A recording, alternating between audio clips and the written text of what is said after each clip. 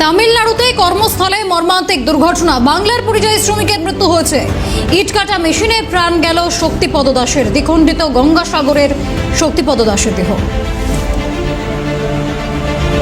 তামিলনাড়ুতে কর্মস্থলে মর্মান্তিক দুর্ঘটনা, বাংলার পরিযায়ী শ্রমিকের মৃত্যু হয়েছে। ইটকাটা মেশিনেই প্রাণ গেল বাংলার পরিযায়ী শ্রমিক শক্তিপদ দাসের, দ্বিখণ্ডিত গঙ্গাসাগরের শক্তিপদ দাসের দেহ।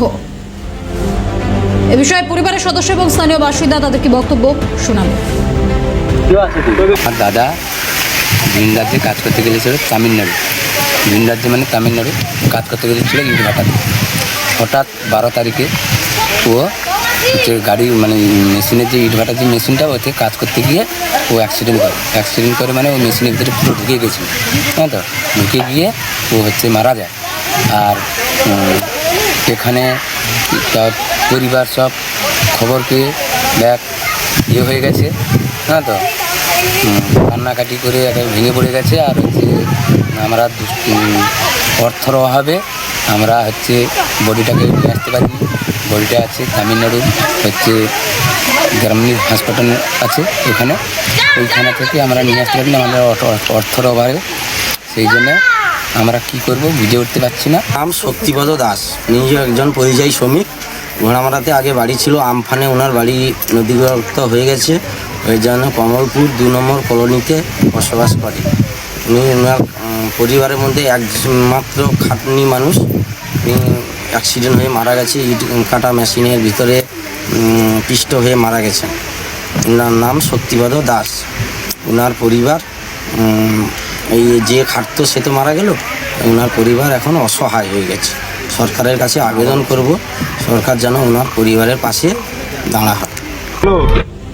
এ বিষয়ে সুন্দরবন উন্নয়ন মন্ত্রী এবং বিজেপি তাদের কি প্রতিক্রিয়া শুনব। আজকের এটাই বাস্তব যে আমাদের সাগর বিধানসভার অন্তর্গত রুদ্রনগর গ্রাম পঞ্চায়েতে কমলপুর কলোনির শক্তিপদ দাস, তিনি